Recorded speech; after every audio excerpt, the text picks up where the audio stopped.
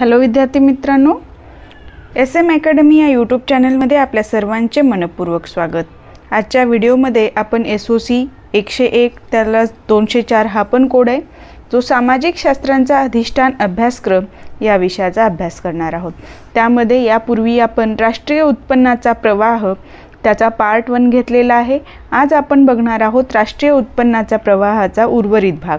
पहिल्या पार्टमध्ये आपण विभाजनाची पार्श्वभूमी, विभाजनाचा अर्थ आणि विभाजनाच्या पद्धती आणि विभाजनाची प्रक्रिया या गोष्टी बघितलेल्या होत्या।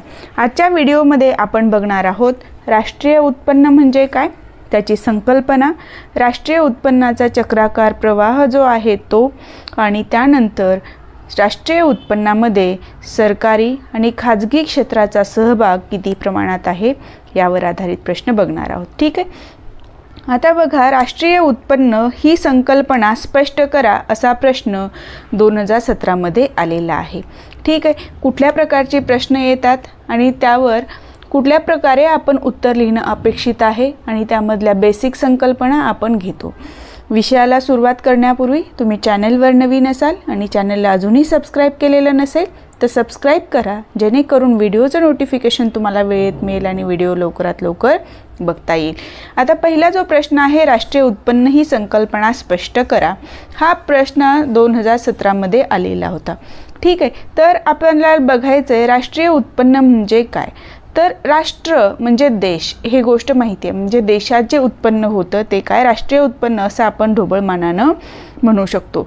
पण ही संकल्पना त्यामध्ये फिट होते का, तर यातला काही अंशी भाग यामध्ये बसतो आणि काही अंशी भाग होत नाही। तर तो कसा बघा, व्याख्या काय करता येते, विशिष्ट कालखंडात देशामध्ये उत्पादन झालेल्या वस्तू आणि सेवा यांचे निव्वळ मूल्य म्हणजे त्या देशाचे राष्ट्रीय उत्पादित होय। आता बघा, राष्ट्रीय उत्पादित ज्याला म्हणतो, म्हणजे उत्पादित म्हणजे काय, उत्पन्न होणारं, ह्या राष्ट्रीय उत्पादितालाच ढोबळपणे आपण काय म्हणतो, राष्ट्रीय उत्पन्न।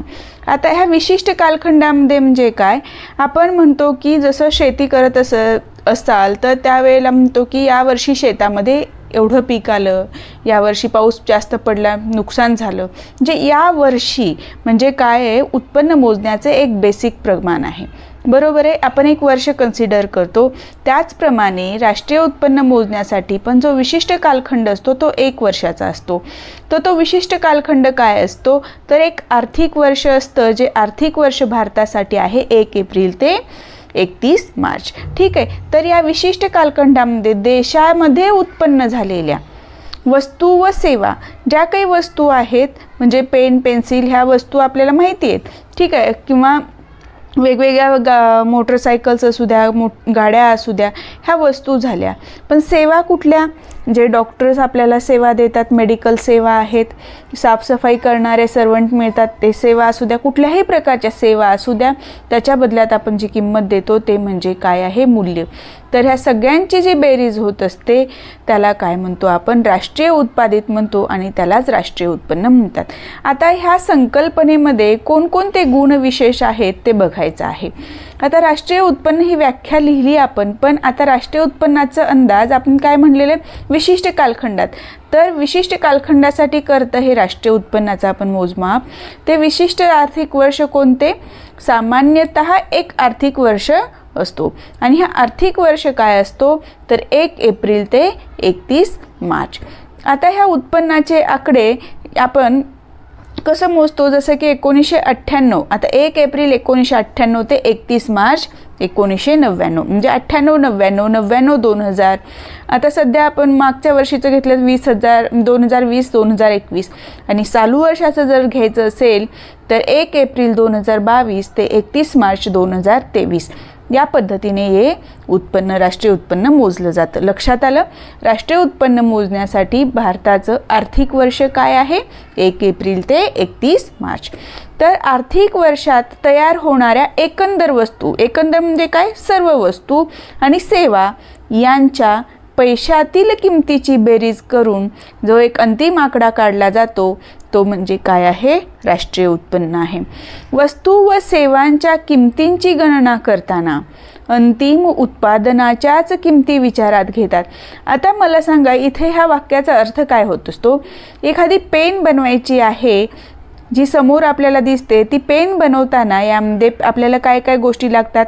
पेन बनवण्यासाठी कव्हर लागतं, मध्ये पेन त्याच्यामध्ये इंक लागते, ठीक आहे, त्याच्यासाठी आपल्याला त्याची इंक बनवावी लागते. ह्या सर्व गोष्टी जेव्हा येतात त्या बनवण्यासाठीही काही खर्च असतो, पण ह्या पेनची किंमत ठरवत असताना त्या सर्व गोष्टीची किंमत याच्यामध्ये मिळवली जाते आणि अंतिम उत्पादन म्हणजे काय झाला? हा पेन झाला. तर याची किंमतच विचारात घेतली जाते. कधी? राष्ट्रीय उत्पन्न मोजताना. ठीक आहे. आता राष्ट्रीय उत्पादनाची गणना करतेवेळी काय करतात? आयात वस्तूचं मूल्य आणि निर्यात वस्तूचं मूल्य याची वजावट केली जाते. म्हणजे काय? इथं आयात वस्तूंचे मूल्य वजा केले जाते, निर्यात वस्तूंचे मूल्य यांची वजावट केली जाते. म्हणजे दोन्ही वजा केले जातात का? नाही. तर यामधून राष्ट्रीय उत्पन्न काढताना ज्यामुळे भारताला उत्पन्न मिळालेलं आहे, म्हणजे कुठल्या गोष्टीमुळे मिळतं? निर्यात केल्यामुळं. बरोबर आहे. निर्यात करणे म्हणजे आपल्याकडची वस्तू दुसऱ्या देशात विकणे. आणि आयात वस्तूंचे मूल्य म्हणजे आपली वस्तू तिथे काय होते? आपला खर्च होत असतो, तो वजा होतो. आणि निर्यात वस्तूचं मूल्य आपण काय करत असतो? राष्ट्रीय उत्पन्न मोजताना त्याच्यामध्ये ॲड करत असतो. ठीक आहे. आता बघूया पुढे काय आहे ते.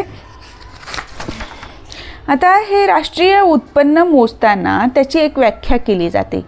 तर स्थूल राष्ट्रीय उत्पादित किंवा राष्ट्रीय उत्पन्न, त्यालाच आपण GNP म्हणतो, त्यालाच आपण काय म्हणू शकतो? Gross national product. म्हणजे ग्रॉस म्हणजे काय? एकूण. त्या एकूण देशामध्ये जे उत्पादन झालं त्याचं. इथे याचा विचार करताना काय केलं जातं? स्थूल देशांतर्गत उत्पादित म्हणजे काय? देशांतर्गत त्या देशामध्ये जेवढं उत्पादन झालेलं आहे वस्तू व सेवांचं तेच मूल्य अधिक आयात वस्तूंचं मूल्य वजा निर्यात वस्तूंचं मूल्य. लक्षात आलं? तर राष्ट्रीय उत्पन्न म्हणजे काय ह्याची संकल्पना आणि या एवढ्या गोष्टी जरी तुम्ही या पद्धतीने सूत्रातून लक्षात ठेवलात तरी तुम्हाला याचं उत्तर इझिली लिहिता येणार आहे. लक्षात आलं? आता आपण पुढच्या प्रश्नाकडे वळूया. राष्ट्रीय उत्पन्नाचा चक्राकार प्रवाह स्पष्ट करा किंवा राष्ट्रीय उत्पन्नाचा चक्राकार प्रवाह कसा असतो याबद्दल सविस्तर माहिती लिहा, याबद्दल आपल्याला प्रश्न येऊ शकतो. ठीक आहे. आता यालाच आपण काय म्हणतो? Circular flow of national income. म्हणजे आता एखादी गोष्ट लक्षात घ्या, मी सोप्या भाषेत तुम्हाला सांगते. आता जसं शेतातून आपण पीक काढतो, ठीक आहे, रास होऊन आपल्यापर्यंत येतं, आपण ते परत बीज उत्पादन करण्यासाठी परत म्हणजे पेरण्यासाठी काही बी आपण राखून ठेवतो आणि परत त्याची पेरणी होते. म्हणजे काय झालं?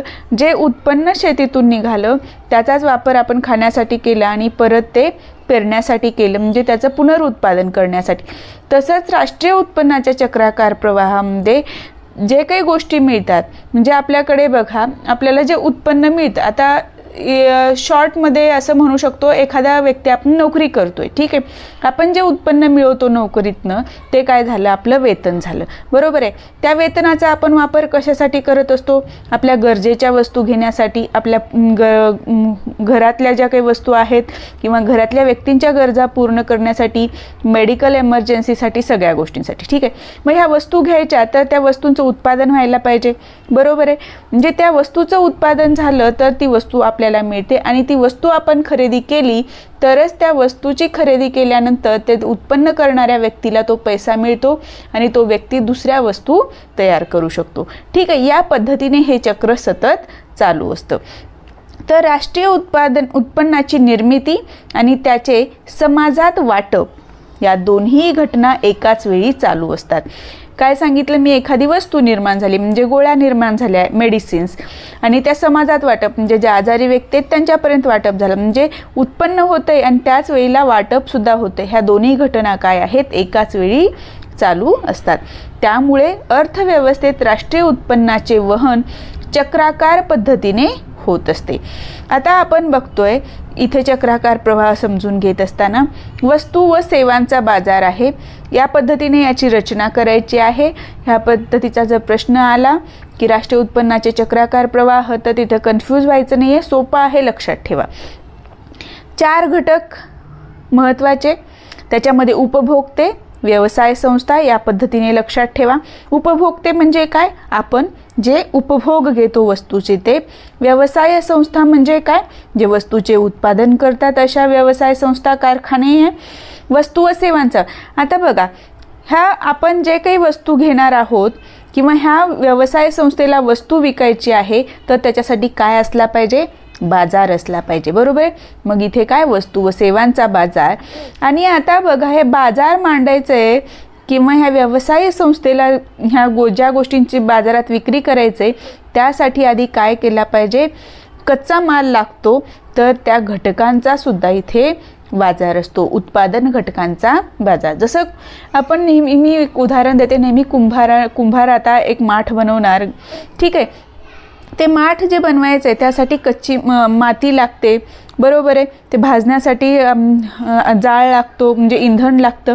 तर ते कुठून मिळतं? तर हे जे माठ आपण ह्या बाजारात विकणार आहोत त्याची निर्मिती करण्यासाठी आपल्याला इंधनाची गरज आहे, म्हणजे लाकूड, कोळसा याची गरज आहे. ते माठ भाजण्यासाठी, ते माठ बनवण्यासाठी चाकाची गरज आहे कुंभाराला, मातीची गरज आहे. तर हे सर्व घटक आपल्याला ह्या उत्पादन घटकांच्या बाजारात मिळतात आणि जी पक्की वस्तू बनते ती आपण विकतो वस्तू व सेवांच्या बाजारात. लक्षात आलं? एवढ्या गोष्टी जर तुमच्या लक्षात आल्या तर मी पुढे जे काही सांगणार आहे ते लक्षात येईल. 4 घटक कुठले? उपभोक्ते, व्यवसाय संस्था, वस्तू व सेवांचा बाजार आणि खाली येणार उत्पादन घटकांचा बाजार. लक्षात आलं? आणि मध्ये लिहायचं आपल्याला राष्ट्रीय उत्पन्नाचा चक्राकार प्रवाह. आता इथे बघा हे जे बाण दाखवलेले आहेत त्याचं निरीक्षण करा. ही काय गोष्ट दाखवते? मागणी. ह्याच्या अपोजिट इथे काय आहे? मागणी. इथे काय आहे? पुरवठा. याच्या अपोजिट काय? पुरवठा.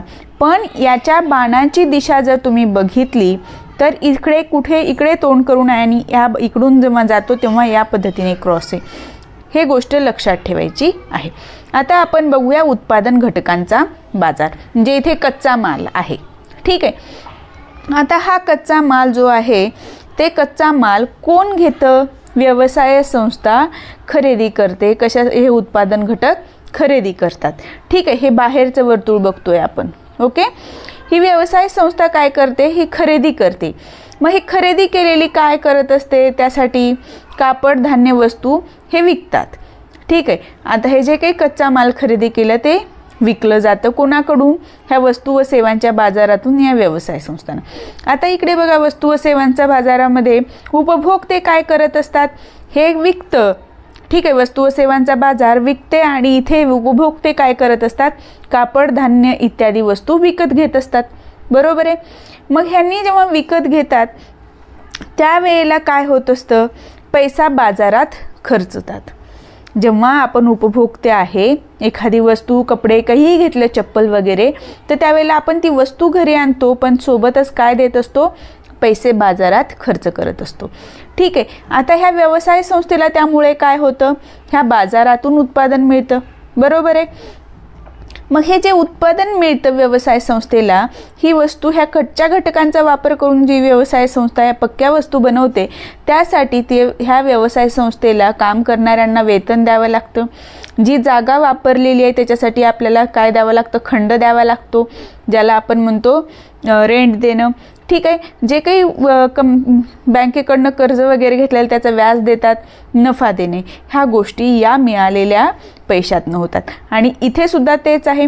उत्पादन घटकांच्या बाजारातनं वेतन, व्याज, खंड, नफा इथे उपभोक्त्यांना मिळतो. म्हणजे काय? इथे जे कुठले कामगार काम करतात त्यांना ते उत्पन्न मिळत असतं. आता इथे बघा, इथे पण उत्पादन घटक इथे काय आहे? विकतात. इकडे बाण केल्यानंतर बाहेरचं सर्कल बघा आणि इकडे बाण केला आहे तिथे काय करतात? खरेदी करतात. इथे पैसा बाजारात खर्चतात, बाजारातून उत्पन्न मिळते. इथे खर्च करतात, इथे उत्पन्न मिळतं.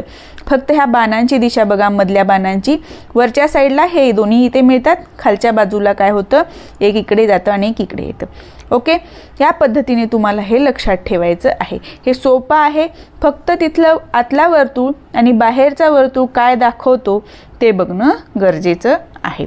आणि हे मागणी होते त्यावेळेला काय होतं? पुरवठा होतो त्यावेळेला बाजारातून उत्पन्न व्यवसाय संस्थेला मिळतं आणि ह्या विकतात.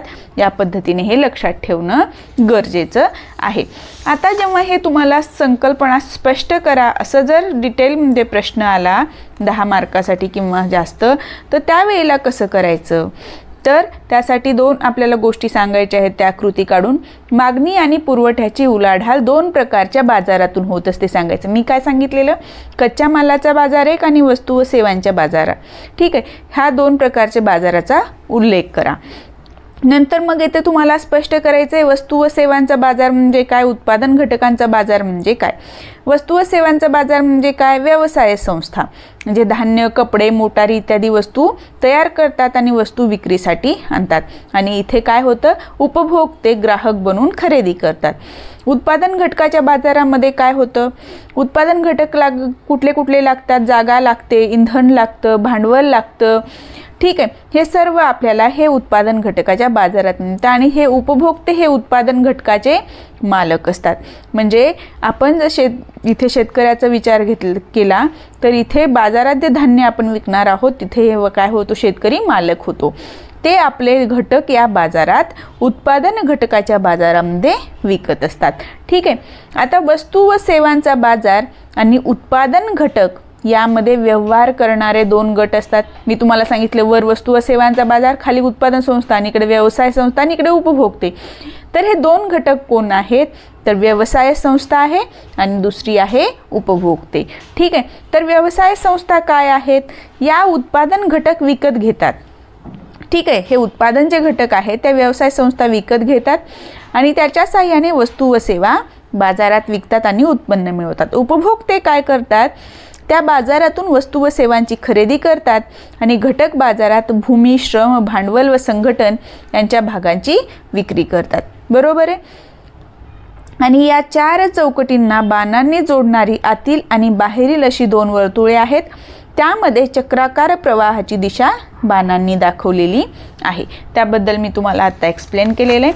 त्यामध्ये तुम्हाला सांगायचं आहे आतील वर्तुळ कसं दाखवलेलं आहे, काय निदर्शित करतं, बाहेरील वर्तुळ काय निदर्शित करतं आणि हे एकमेकांच्या विरुद्ध दिशेने फिरतात आतील आणि बाहेरील वर्तुळ. आणि राष्ट्रीय उत्पन्नाचा चक्राकार प्रवाहाचे चित्र, हे जे चित्र आपण काढतो चक्राकार प्रवाहाचं, ते काय कशाशी संबंधित आहे, तर मुक्त अर्थव्यवस्थेच्या संदर्भात आहे. हे आपल्याला तिथे स्पष्ट करणं गरजेचं आहे. एवढ्या गोष्टी आपल्याला त्या राष्ट्रीय उत्पन्नाचा जो चक्राकार प्रवाह आहे त्यामध्ये जर तुम्हाला शाब्दिक रूपात उत्तर लिहायचं असेल तर तिथे हे गरजेचं आहे. ठीक आहे, आता आपण पुढचा प्रश्न बघूया. राष्ट्रीय उत्पन्नातील खाजगी क्षेत्राचा सहभाग थोडक्यात लिहा. आता मी तुम्हाला सांगितलेलं की राष्ट्रीय उत्पन्न म्हणजे काय, तर देशामध्ये जे उत्पन्न होतं त्याचं वस्तू व सेवांचं उत्पन्न, तिथे आयात आणि निर्यात वस्तूंच्या मूल्याची काय होत असते, वजावट होत असते. पण आता आपल्याला बघायचं हे होत असताना खाजगी क्षेत्र म्हणजे काय, सरकार व्यतिरिक्त म्हणजे काय म्हणू शकतो आपण, सरकारी क्षेत्राव्यतिरिक्त इतर जे कुठले घटक सहभागी होतात राष्ट्रीय उत्पन्नामध्ये त्या सर्वांना आपण म्हणू शकतो खाजगी क्षेत्र. तर राष्ट्रीय उत्पन्नाच्या निर्मितीमध्ये खाजगी मालकीच्या व्यवसाय संस्था किंवा व्यवसाय क्षेत्रांचा सहभाग मोठ्या प्रमाणावर असतो. जे आपण टाटा बिर्लाची नावं घेतो ते काय आहेत, खाजगी क्षेत्र आहेत. राष्ट्रीय उत्पन्नातील खाजगी क्षेत्राचा वाटा साधारणतः 74% आहे.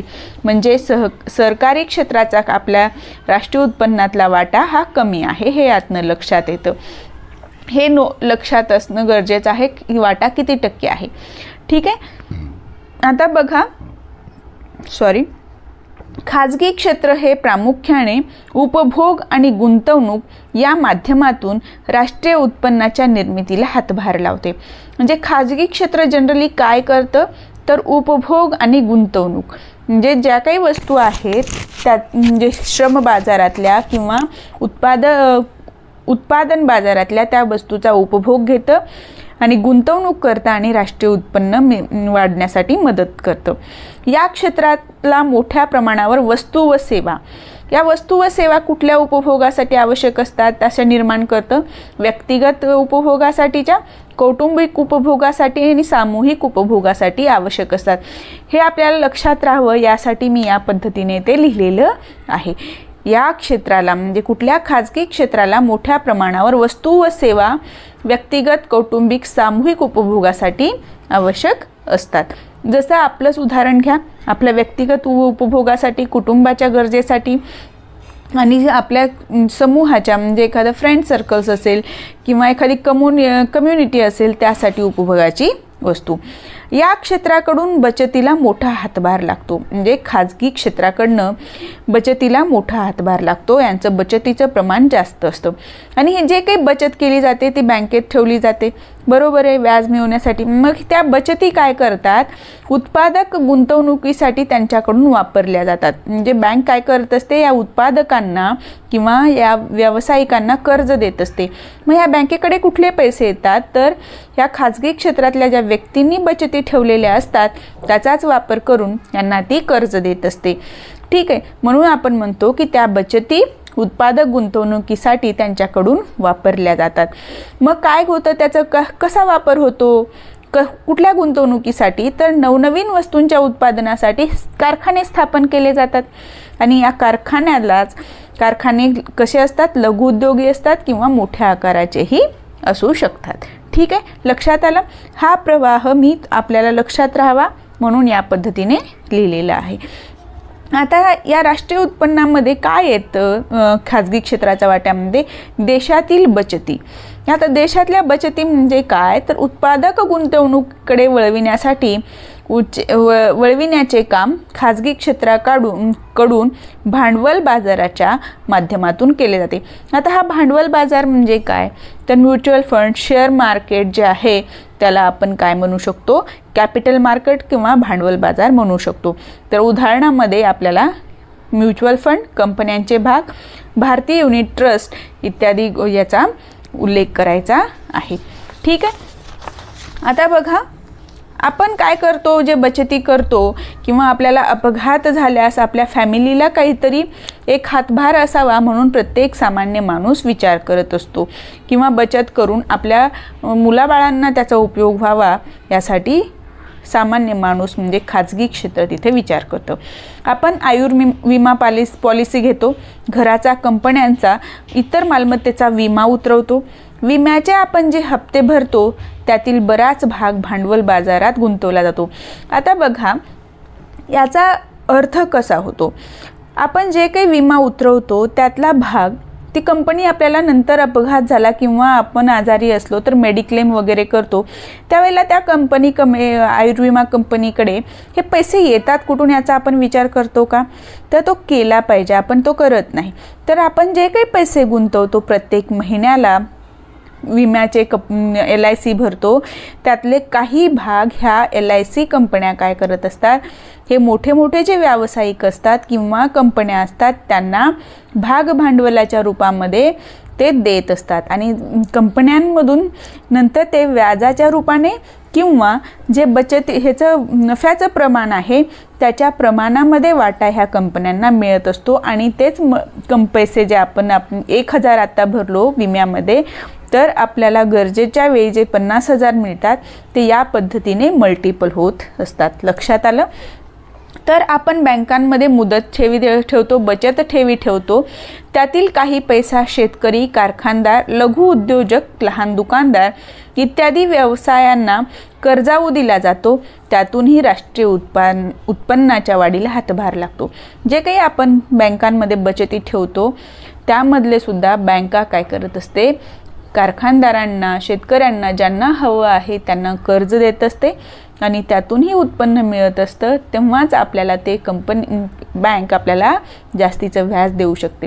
म्हणजे आपण एखादी गोष्ट फक्त तसंच ठेवली, वापरली नाही तर त्याचा परत जास्त फायदा कोणालाही होणार नाही। लक्षात आलं, या पद्धतीने खाजगी क्षेत्राचा राष्ट्रीय उत्पन्नातला वाटा आहे हे आपण स्पष्ट करायचं आहे। आता आपण बघूया शेवटचं, राष्ट्रीय उत्पन्नातील सरकारी क्षेत्राचा सहभाग थोडक्यात सांगा. आता आपण बघितलं की खाजगी क्षेत्राचा वाटा 74% आहे. बरोबर आहे, म्हणजे किती आहे? जास्त आहे. मग 100 मधून जर 74 वजा केले तर 26% वाटा काय होतो? सरकारी क्षेत्राचा वाटो. आता राष्ट्रीय उत्पन्नात सरकारी क्षेत्राचा वाटा साधारणतः 26% आहे. साधारणतः म्हणतोय आपण, असं फिक्स नाही सांगू शकत प्रत्येक वर्षी की या वर्षी 26% तर पुढच्या वर्षी तेवढाच राहील, तर तो कमी जास्त होत असतो. ज्याप्रमाणे आपण खाजगी उपभोक्ते विविध वस्तूवर खर्च करतो त्याप्रमाणे सरकारलाही विविध कारणासाठी खर्च करावा लागत असतो. ठीक आहे. मग हा सरकारला खर्च कुठल्या ह्याच्यामध्ये करायचा असतो? तर सरकारला आपल्या सर्व कर्मचाऱ्यांना वेतन द्यावं लागतं. आपण सरकारी नोकरी करणारे म्हणतो. ठीक आहे. तर जे सरकारी कर्मचारी आहेत त्या सर्वांना सरकारला पेमेंट द्यावं लागतं. झालं. आता मग आपल्याकडे लष्कर आहे जे आपली सेवा करतं, आपलं रक्षण करतं. तर राष्ट्राच्या संरक्षणासाठी लष्कर उभारून त्यासाठी खर्च करावा लागतो. त्यासाठी आवश्यक असणारा दारुगोळा, त्यासाठी आवश्यक असणारी साधनसामुग्री, यावरचा खर्च. रस्ते बांधणे, धरणे, रेल्वे, विमाने, पोलीस यंत्रणा इत्यादी सामाजिक सुविधा पुरवण्यासाठी सुद्धा सरकारला खर्च करावा लागतो. आणि सरकारी कार्यालयासाठी फर्निचर आहे, स्टेशनरी आहे, दूरध्वनी, संगणक इत्यादी वस्तूसुद्धा विकत घ्याव्या लागतात. आणि लोकहितासाठी किंवा अर्थव्यवस्थेचा जलद विकास व्हावा यासाठी सुद्धा सरकार स्वतः भांडवल गुंतवून अनेक कारखाने उभे करतात. काही कारखाने आपण म्हणतो की हा सरकारी कारखाना आहे. तर लोकांच्या हितासाठी किंवा ती आवश्यक वस्तू आहे, जीवनावश्यक वस्तू, अशा वस्तू उत्पादन करण्याच्या कार्यात सुद्धा सरकारच्या वतीनं भांडवल गुंतवतं आणि कारखाने काढतं, जेणेकरून ती वस्तू सामान्य नागरिकांना कमी किमतीमध्ये उपलब्ध व्हावं हा त्यामागचा हेतू असतो. सामान्यतः आपण काय विचार करतो की जे भांडवलदार आहेत ते नफा मिळवण्यासाठी व्यवसाय करत असतात, पण इथे आपण सहकाराचं जे तत्व आहे किंवा सरकारी ज्या कंपन्या आहेत त्या नफ्याचं प्रमाण कमी ठेवून ती गोष्ट करत असतात. याचं उदाहरण काय दिलेलं आहे? हिंदुस्तान एरोनॉटिक्स, भेड किंवा स्टील अथॉरिटी ऑफ इंडिया ह्या ज्या कंपन्या आहेत त्या सरकारी कंपन्या आहेत. थोडक्यात आपण असं म्हणू शकतो की सरकार आपल्या कर्मचाऱ्यांना देत असलेले वेतन आणि खाजगी संस्थांकडून विकत घेत असलेल्या वस्तू व सेवा यांचा एकत्रित उल्लेख सरकारी खर्च असा केला जातो आणि त्याचा समावेश राष्ट्रीय उत्पन्नाच्या गणनेत करतात. ठीक आहे, लक्षात आलं? या पद्धतीने तुम्हाला राष्ट्रीय उत्पन्नातील सरकारी क्षेत्राचा वाटा काय आहे, किती प्रमाणात आहे आणि तो कसा आहे हे सांगणं गरजेचं आहे. आणि हा प्रश्न 2017 मध्ये येऊन गेलेला आहे. या पद्धतीचे प्रश्न परीक्षेमध्ये येतात, ते तुम्हाला कव्हर करायचे आहे. मी इथे तुम्हाला SOCच्या ह्याच्यामधला अर्थशास्त्राचा जो घटक आहे तो पूर्णतः इथं कव्हर केलेला आहे. यापूर्वीचे सगळे व्हिडिओ बघून घ्या आणि इथे तुमचा हा पूर्ण अर्थशास्त्राचा भाग कंप्लीट झालेला आहे. ठीक आहे, आजच्या व्हिडिओमध्ये आपण इथेच थांबूया. तुम्हाला जर माझा हा व्हिडिओ आवडला असेल तर व्हिडिओला लाईक करा. चॅनलवर नवीन असाल तर चॅनलला सबस्क्राईब करायला विसरू नका.